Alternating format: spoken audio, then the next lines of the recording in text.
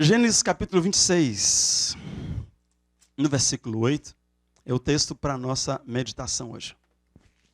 Queridos, eu fui pregar em Toronto, na Igreja Batista Olivetti, sexta, sábado, domingo. Irmãos, compra uma passagem ali para 2 horas para não ter crise, compara para as 4 horas. Dava tempo ainda, deu tempo, né? Graças a Deus estamos aqui. Então chega 5h10 às 6 horas, tranquilo. 5h30 nós saímos do aeroporto e o GPS anunciava que chegaríamos aqui 7h15, 7h20. Estava tenso. Eu e o Rafael fomos orar porque não tem lógica isso. Daqui ali. Até que alguns quilômetros depois abriu e nós chegamos a tempo, graças a Deus. O mar vermelho se abriu, foi literalmente. Estava a linha vermelha, assim, terrível. E sabe o que tinha na estrada, irmãos? Nos impedindo? Nada. Não tinha carro. Mas assim, um acidente, não tinha nada. Mas nós fomos impedidos. Tira a paz da gente. Obrigado a Jennifer que estava ali a postos para assumir aqui, caso não chegássemos. Mas graças a Deus estamos aqui. Hoje é último domingo de maio. No mês de maio nós abençoamos a nossa família. E eu queria ler esse texto com você, de Gênesis capítulo 26, versículo 8. Uma palavra que, para perguntar o que é que falta em nossas famílias. Isaac estava em Gerar, já fazia muito tempo. Abimeleque, rei dos filisteus, olhando pela janela, viu que Isaac brincava com Rebeca, sua mulher. Eu queria que você lesse comigo na versão que está aqui no texto. Vamos ler juntos? Ora, tendo Isaac permanecido ali por muito tempo, Abimeleque, rei dos filisteus, olhando pela janela, viu que Isaac brincava com Rebeca, sua mulher. Bom, a maioria de quem está aqui é casado, mas quem não é casado é adulto bastante para saber o valor da família, o quanto que cada um de nós pode ser usado por Deus para abençoar a nossa família, enquanto filhos, enquanto pais, enquanto irmãos. Eu queria que a gente pensasse nisso hoje, em nome de Jesus. O que falta entre você e seus pais para que seja uma bênção o seu relacionamento? O que falta entre você e a sua esposa para que esse relacionamento seja uma bênção? História de família. Conhece a história de Isaac? Isaac, filho de 2 velhinhos, filho dos avós, filho de Sara e Abraão. Sara tinha 90 anos quando ele nasceu. Sara havia passado por muita tempestade, muita luta, muita expectativa para ter aquele filho. Abraão tinha 100 anos quando Isaac nasceu. Não foi fácil a história desse menino. E ele ficou tão bem guardado, tão bem protegido, que quando ele chegou aos 40 anos, ele nunca tinha olhado para uma moça, não sabia o que fazer. E aí o pai dele mandou o empregado lá na terra deles trazer uma esposa, trouxe a esposa, uma mulher que dava de 10-0 nele, porque parece que foi criada em Montreal, ela se virava sozinha, o empregado encontrou-a tirando água de um poço, e ela ofereceu água para ele, para 10 camelos, para a comitiva dele, e aí veio conversando na língua dele, lá da terra até onde morava o seu patrão. Quando chegou lá, olhou para o rapaz, sacou que era ele, colocou o véu e tomou todas as iniciativas dali para frente. E a coisa foi jóia demais, mas ela era estéril. E eles passaram 20 anos para ter um filho. Isso gerou muitas crises na vida dessa família. E ele repetiu algumas bobagens que o pai fez. Nessa hora mesmo ele estava mentindo sobre a família dele, mentindo sobre a mulher dele, dizendo que ela era irmã dele, como o pai dele havia feito. E coisas que nossos pais fizeram, nós não devemos repetir. Muita coisa que eles fizeram nos mostrando o caminho do Senhor, nós temos que continuar no caminho do Senhor, mas cada um de nós percebendo que muitas coisas, já viu a palavra maldição hereditária? Essa coisa é a gente que mantém. Ah, meu pai é mentiroso, por que você é também? Ah, minha mãe traía meu pai a cada 3 meses. Você vai fazer a mesma coisa? A sua mãe fazia, contador trouxe para sua casa, e é isso que você vai fazer? Ah, não, eu não me caso, não me casei porque meus pais eram infelizes. Você tem que ser infeliz porque eles eram infelizes. Assim como Abraão mentiu, Isaac mentiu. Mas graças a Deus, algumas coisas ali foram especiais na vida daquele menino. Bom, deixa eu passar a música que eu não vou cantar com vocês, mas deixa eu mostrar para vocês a minha família. Essa foto, ela é meio falsa, é fake. Hã? Olha para aquela foto ali, você vê um carinha aqui, o código de barra era mais barato. O código de barra hoje está assim, mais demonstrando que tem mais valores aqui, né? Minha esposa ainda achava que podia ser loura, cabelo esticadinho. O mesmo produto minha filha usava. E o meu menino, magrelinho e tal, cara lisa. Olha meu filho lá atrás hoje. Grandão, cara cheia. Minha moça se sentindo gente ali, dirigindo e tal. E a minha esposa assumiu que o cabelinho dela não dá para ser louro mesmo. E está ali, assim, toda rupiadinha. E o código de barras vai crescendo, graças a Deus. Muito bem. Antes de voltar para a história lá, eu quero lembrar essa história que eu já contei para vocês. O sábio e a melancia. Conhece aí Ipatinga? Alguém conhece Ipatinga aqui? Uma cidade lá no interior de Minas Gerais. Quem não morreu, quem não conhece, não morra ainda. Importa ir conhecer antes de morrer. Ipatinga. De Ipatinga sai um homem sábio, muito inteligente, interessado em compartilhar sabedoria. Aí sobe e desce montanha até encontrar uma aldeiazinha fechada, estranha. E ele falou, é aqui que eu vou embarcar e compartilhar tudo que eu aprendi lá na minha cidade. E ele chega, e ele achou que, porque estava tão longe da civilização, é uma grande cidade, ele ia encontrar todo mundo muito satisfeito, muito feliz, mas do contrário, estava todo mundo triste, acabrunhado. Ele chegou e perguntou, o que aconteceu aqui? Ah, você não sabe? Não, não sei o que aconteceu aqui. Um monstro. Que monstro? Um monstro horrível. Ele nos cerca de um lado e de outro. Não podemos comprar, nem vender, entrar, nem sair. Brincar, então, de jeito nenhum. Cadê o monstro? Aí mostraram para ele aquela coisa ali. Ele olhou, sabe o que ele fez? Ele riu. Que é isso? Vocês são doidos. Isso é um monstro, isso é uma melancia. Não, isso é um monstro, é uma melancia. Monstro, melancia, monstro, melancia. E quando ele falou de novo, vocês são loucos, eles entenderam. Esse cara é louco. Ele quer nos convencer de que esse monstro terrível é uma fruta. O que é melancia? Melancia é uma fruta de uma casca grossa, uma massa densa. Quando se aperta, sai uma aguinha rala, gostosinha. Tem uns caroços grandes assim, marrom preto mais ou menos, talvez. Faz mal a ninguém, é muito bom. E aí eles falaram, ele é louco mesmo. O atacaram, o mataram. E aí descansaram. Opa, nós temos um monstro, mas pelo menos o louco, nós ficamos livres dele. E a cidade continua. Tempo depois, lá... Como é que é, Jimmy? O nome da cidade? Garanhuns. Lá de Garanhuns. Lá vem um outro sábio, muito sábio. E ele entra na mesma estrada. É uma história, né, gente? Garanhuns e Ipatinga. Mas entrou na mesma estrada, subiu dessa montanha e chegou na mesma aldeia. E ele encontra a mesma situação. Ele faz a mesma pergunta. E responderam a mesma coisa. O monstro. Que monstro? Cadê o monstro? E mostraram para o monstro. O cara de Garanhuns, quando viu, tirou do bolso uma faca. Partiu para a melancia com gosto de monstro. Quando ele puxou, poxa vida, olha que coisa. Foi isso que aconteceu. Foi isso.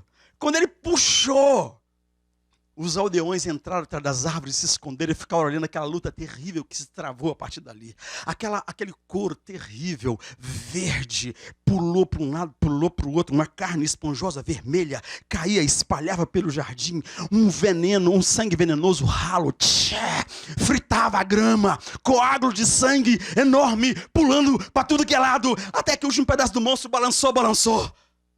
Esse que eu tô. Os aldeões saíram de trás da árvore, gritando, festejando, colocaram aquele homem de Garanhuns como líder do vilarejo, posição que ele manteve até que ele pôde mostrar para aquelas pessoas a diferença entre um monstro e uma melancia. Essa história, já contei algumas vezes na vida, quem sabe algumas dezenas de vezes, vai nos mostrar algumas coisas importantes, porque eu quero falar para vocês. O que falta em nossos relacionamentos? A primeira coisa que eu vejo que falta é consciência do que falta. Um dia eu ia para um culto, falar para a família, e encontrei um moço que tinha, na época, ele tinha a minha idade de casado, ele estava sozinho. Eu falei, cadê a véia? Ele falou, não dá para viver assim, vamos nos separar. Como assim? O que não dá mais para viver assim? Ele não sabia explicar, mas estava muito ruim, não adianta esperar mais. Ele não sabia o que estava acontecendo. A primeira coisa que nós temos que saber é que tem faltado coisas no nosso relacionamento. Sim, mas o que está faltando? O que está faltando? Temos de orar sobre nossos relacionamentos. Talvez seja com você e seu pai, você com seu filho, você com seu irmão. Está faltando alguma coisa? Uma coisa que falta, querido, é arrependimento. Arrependimento é uma palavra que está no início da vida cristã. A vida cristã não começa antes que haja arrependimento. Eu olho para a cruz, eu reconheço que sou pecador, os meus pecados levaram Jesus a morrer em meu lugar, eu me arrependo dos meus pecados, eu aceito que o que ele fez na cruz substituiu o meu lugar, ele morreu por causa dos meus pecados, e isso implica no novo nascimento e começa a minha história com Deus.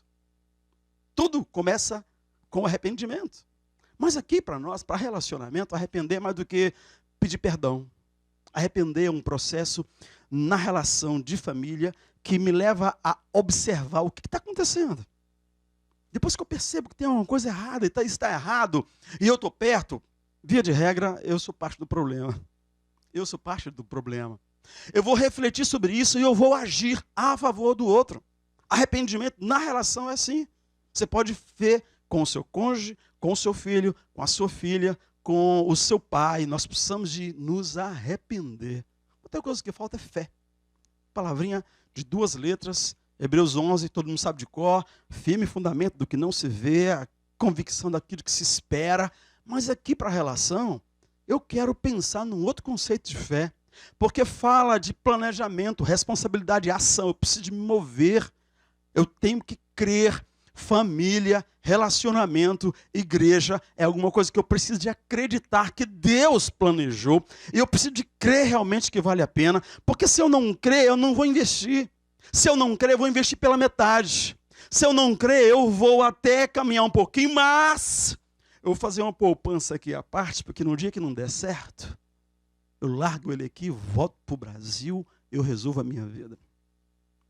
Eu vou manter aqui esse relacionamento, mas eu não vou abrir mão daquela pessoa. A gente não se relaciona não, mas continua amigo lá atrás, porque algum dia, quando, quem sabe, eu voltar atrás, se não der certo, né, eu já tenho para onde voltar.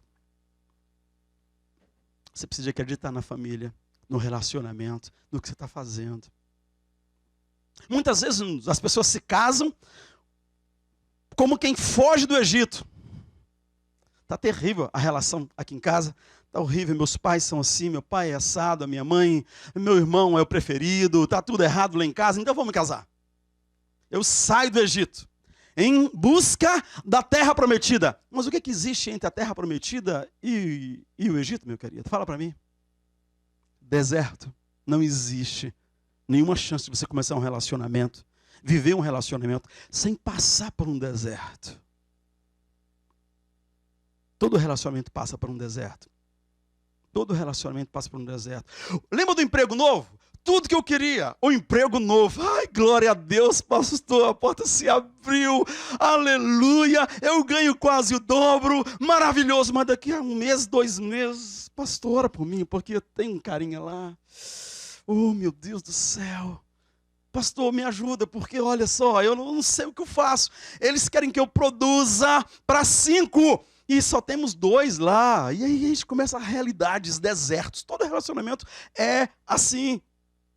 Mas o deserto do relacionamento não precisa durar 40 anos, queridos. O Senhor tira o povo do Egito e os leva 2 anos depois, eles estavam na porta da terra prometida. Os espias entraram, avaliaram, voltaram com um relatório. E aí, ou você crê que é de Deus e que se vai entrar e conquistar, ou você fica por ali. E aí você fica no deserto. Só você pode levar o seu relacionamento para a terra prometida.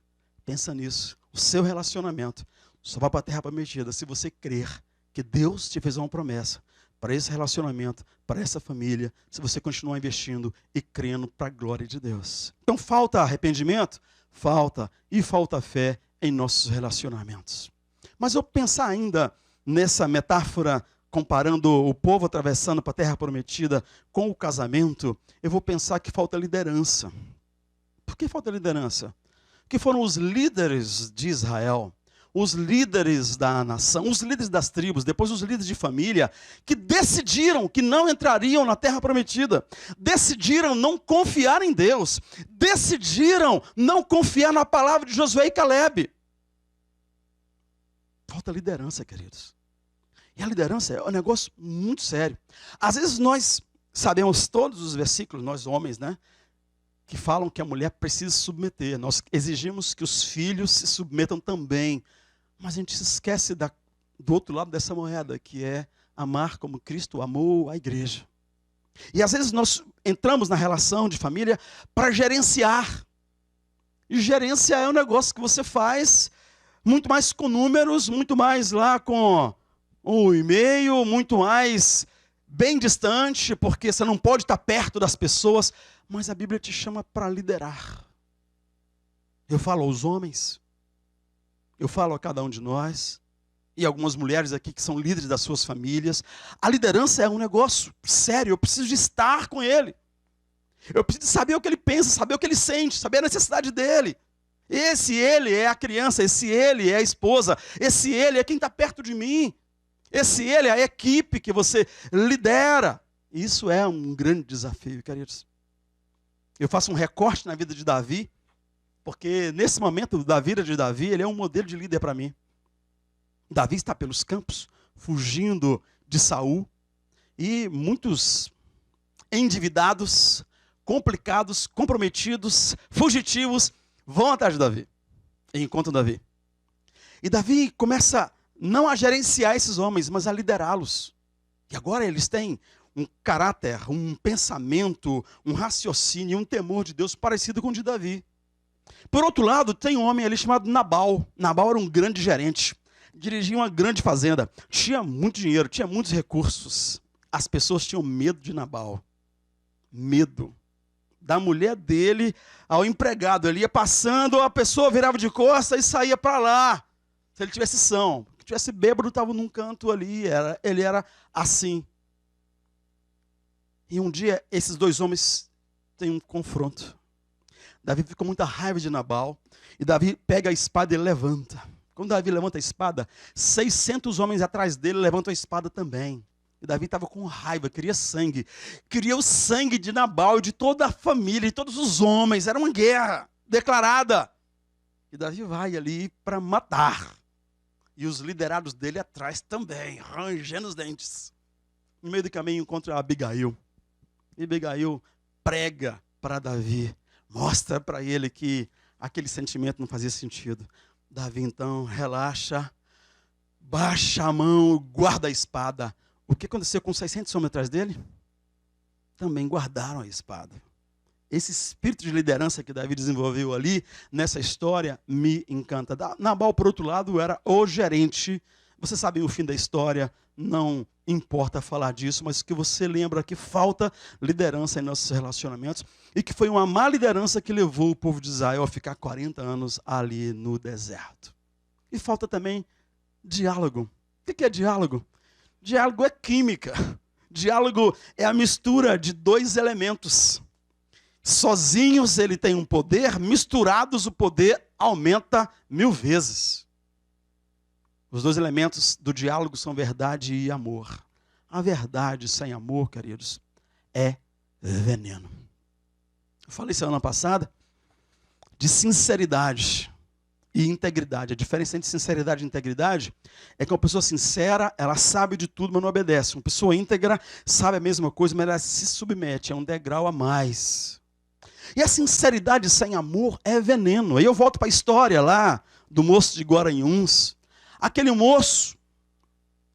moço não é esse modelo. Esse modelo de verdade sem amor foi o moço de Patinga, que chegou e disse: vocês são loucos. Isso não é fruta, isso não é monstro, isso é fruta. Esse modelo é o modelo da verdade sem amor. Quando eu ataco as pessoas, o problema continua do mesmo tamanho, nada mudou. Verdade sem amor é veneno. Mas eu posso usar só amor sem verdade. Eu olhar para ele e dizer assim: oh, turminha, legal, esse monstro é bonitinho, monstrinho verde, que lindo.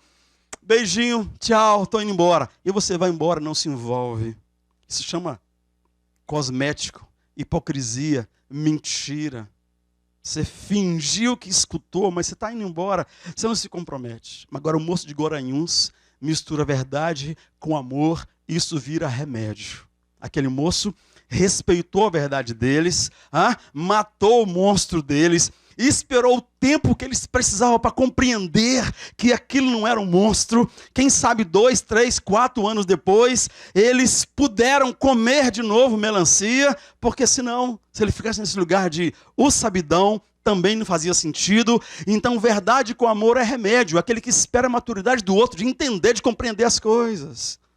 Quem dera eu já soubesse disso, eu já tivesse nesse nível de mistura, de química, isso no casamento, isso entre pais e filhos, é alguma coisa que a gente precisa de estar repensando, a dosagem do nosso diálogo. Eu olho para a cruz e vejo que o Senhor amou porque escolheu.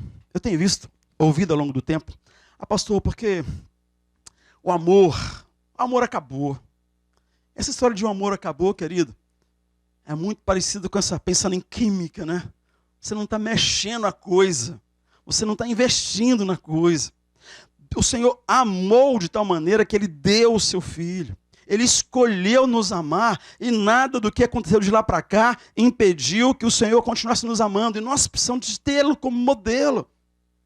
Nós precisamos amar os que escolhemos amar. Você não escolheu o seu nome, não escolheu nascer em Guaranhuns, não escolheu nascer em Ipatinga, nem em São Paulo. Você não escolheu nascer no Brasil. Não escolheu o nome que você tem, possivelmente eu não chamaria Cleidemir se me dessem o direito de escolher o meu nome.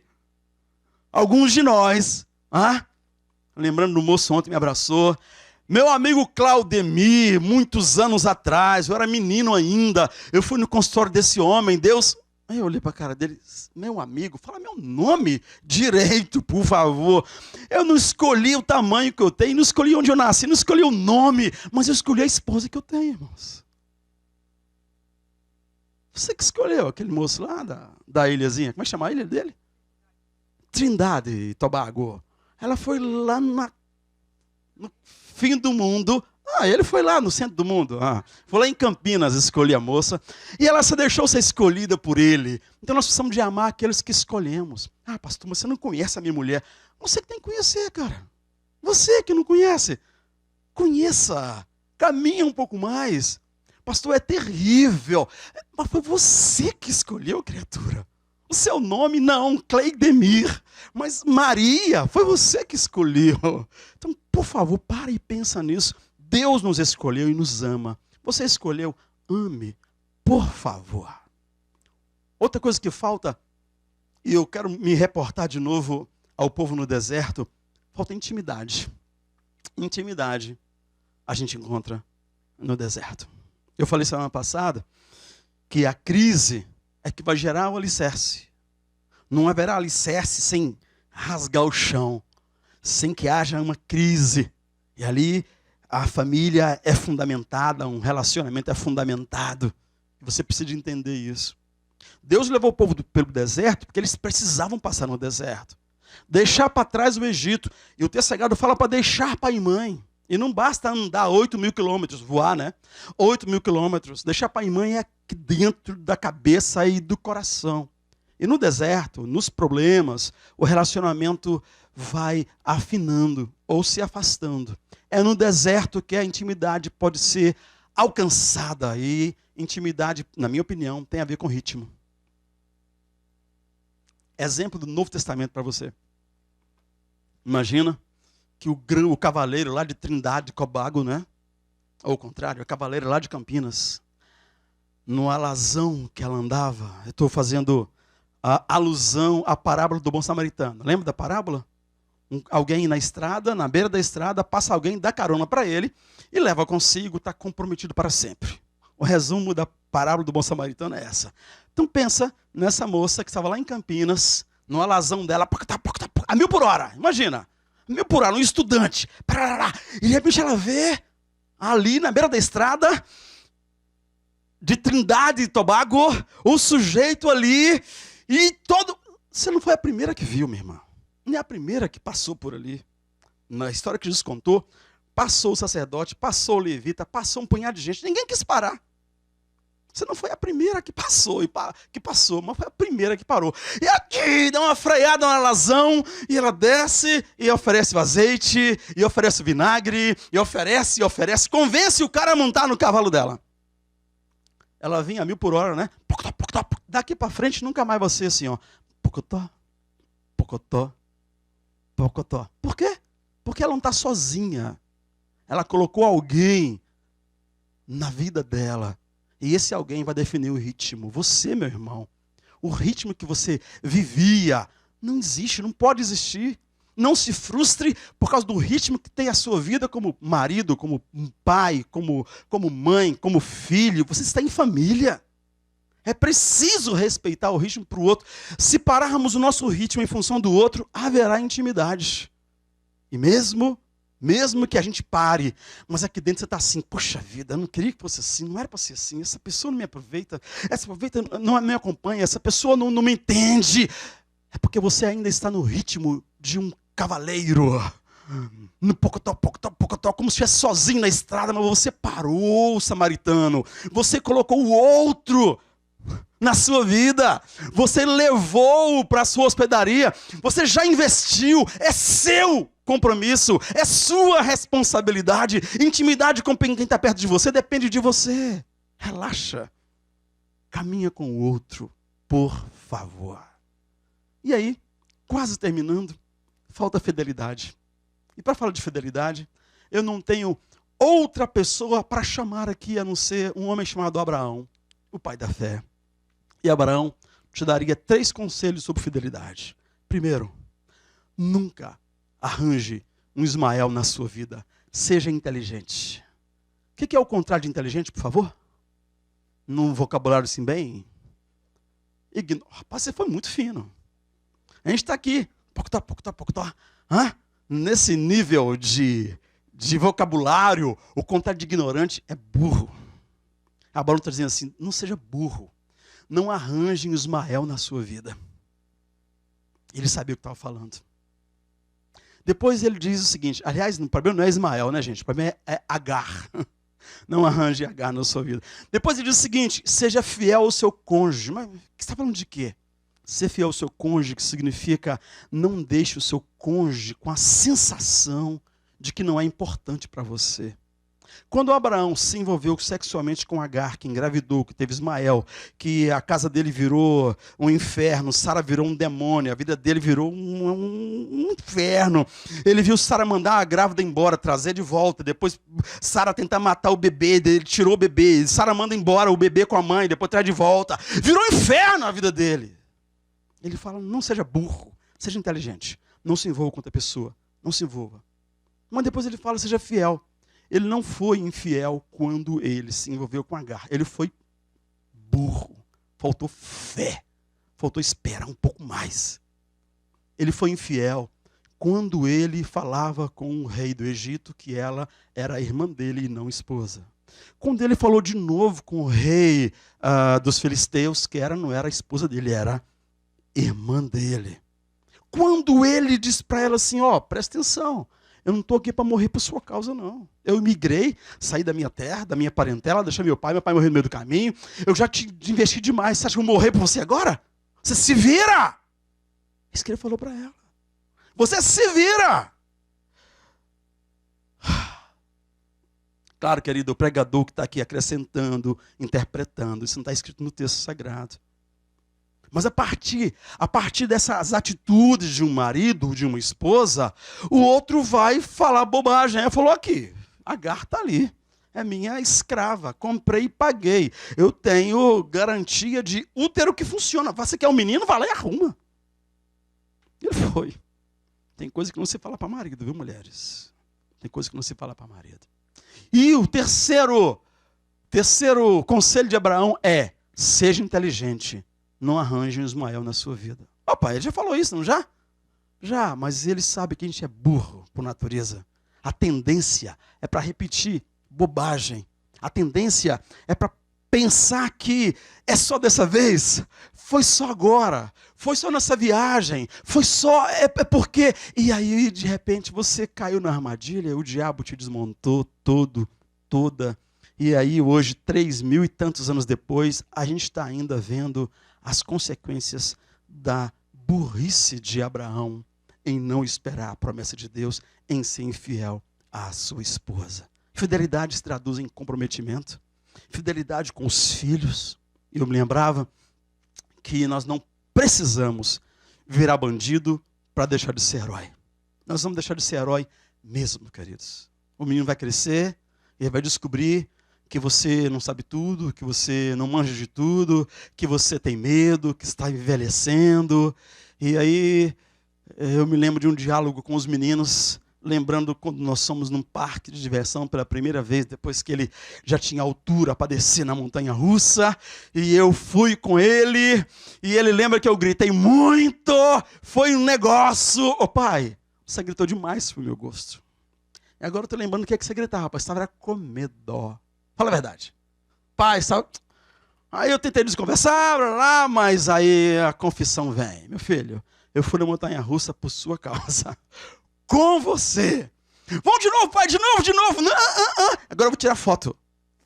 E ele subiu e desceu 1000 vezes e eu tirava foto. Outra vez estava lá em Vitória e lá tinha sei como é que chama aquela armadilha de louco. Mas primeiro você se joga para depois você encostar naquele treco que vai descendo com a água assim, e você vai escorregando. Não sei como é que chama aquele trem não, mas é coisa de doido. E eles subiram, desceram, dezenas de vezes eu estava ali, vigiando. Pai, você não vai, você está com medo. Você está com medo, você não acredita, pai. Lá, não sei, dezenas de metros, e uma hora eu falei, Senhor, na tua mão entrego o meu espírito. E eu me lancei naquele negócio, eu não morri, estou aqui. E foi uma descida maravilhosa, mas foi só uma vez também. Deixei de ser herói, irmãos. Mas eu não sou bandido, eu estava lá com eles. Se ele passar por essas coisas sozinho, você, além de deixar de ser herói, vira bandido. Porque não é fácil. A montanha-russa a primeira vez, esse escorregador terrível, na realidade ele só pula porque você está ali. Porque você fala, não, pode ir, é seguro. Ele precisa de você ali. Precisa de você ali. Eu estava fazendo por ele. Fazendo o que por ele? Queria você ali.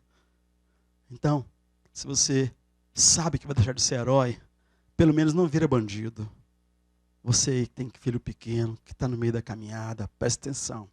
Esse lugar faz muitos bandidos. A gente se empolga com tanta coisa a conquistar e perde o que Deus nos deu como responsabilidade. Bom, por último, voltando para o texto sagrado. Ora, tendo Isaac permanecido ali por muito tempo, Abimeleque, rei dos filisteus, olhando pela janela, viu que Isaac brincava com Rebeca, sua mulher. Você já me ouviu falar disso, queridos? Abimeleque é um demônio.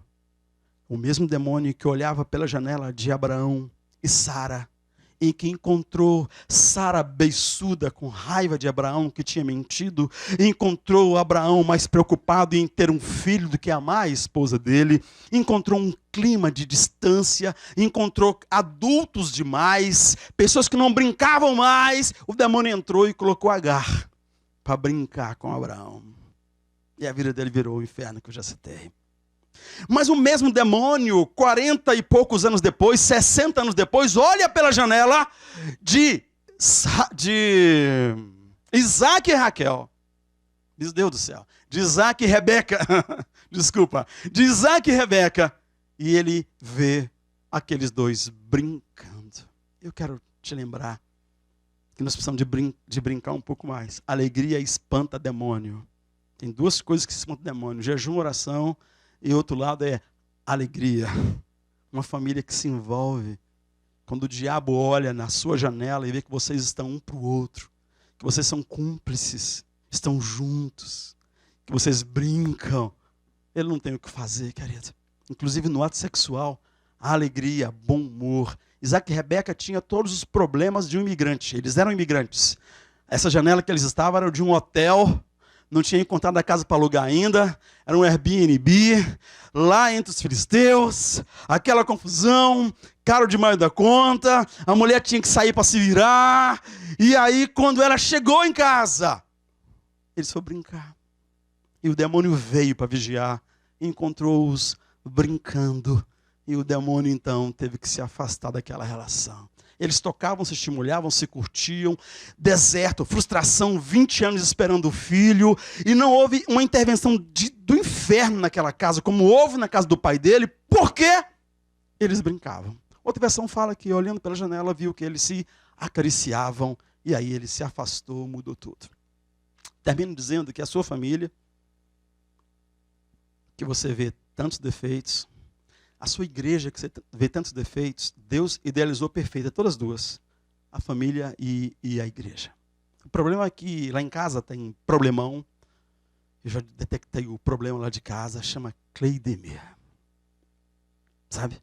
E quando eu oro lá para minha casa, eu falo, Senhor, tem misericórdia daquele problema.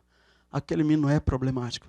Aquele menino chegou lá na aldeia, e ele chamou todo mundo de doido e fez a confusão lá. Se ele fosse de Guaranhuns, se ele tivesse estudado lá junto com a turma, lá de Guaranhuns. Mas eu oro porque lá em casa eu sou o problema, meus irmãos. Eu espero que você saiba que você é parte do problema da sua casa. Mas a família, Deus idealizou perfeita. Mas eu estou lá e eu cumpri com as coisas. A falta existe em mim, existe em nós, que não participamos, não conversamos, não arriscamos, não nos entregamos, nos paralisamos em nossas loucuras, em repetir as coisas dos nossos pais, velhos paradigmas, não nos arrependemos, nós somos vingativos, agressivos, morremos de dor da gente. O que ela pôde fazer isso comigo? Como se eu fosse ou o centro do universo, ou um serzinho tão frágil. E eu começo a dizer assim, por que ele fez isso comigo? E aí isso se chama autocomiseração, e isso me faz ficar plantado no deserto 40 anos. Isso é a história de uma vida, e quem vai crescendo comigo, cresce no deserto por causa das minhas más ações e atitudes, porque falta arrependimento, falta fé, falta intimidade, falta confiança, falta fidelidade, falta um tanto de coisa, falta entender que falta coisa. Eu queria que a gente pensasse nisso e orasse sobre isso agora em nome de Jesus, porque a sua família, seu casamento, a sua vida, tem jeito, depende de você orar comigo. Nosso casamento pode melhorar muito. Anota essas frases para falar com ela depois. Para ligar para o seu pai e falar assim, pai, nossa relação está quebrada há muito tempo, a gente pode melhorar isso. Está tão difícil, está tão ruim, já estou sozinho aqui, e eu não tenho contato com o Senhor. Vai falando com o seu pai, com a sua mãe, com quem está longe, sabe? Quem sabe você tem que falar isso e dizer assim, olha, eu vou exigir menos de você, eu vou me doar mais. Eu estou cobrando muito, eu estou querendo muito. Nosso diálogo precisa de uma dose, de acertar a dose. Tem verdade demais aqui, tem sido tão sem educação em nome da verdade, ou tem sido tão mentiroso em nome do amor, e nós vamos perdendo oportunidade de relacionamento, porque não nos entregávamos. Agora eu vou me entregar mais, eu vou quebrar paradigmas complexos que eu guardei ao longo da minha história, e estou aqui derramando, vomitando em cima de você, em cima dos nossos filhos, em cima da nossa oportunidade linda de crescimento, de mudança, de começar de novo. E agora, ao contrário do que fez Isaac, do que fez Abraão, mentindo, eu quero falar a verdade em amor com você, em nome de Jesus. Quero te convidar a ficar de pé.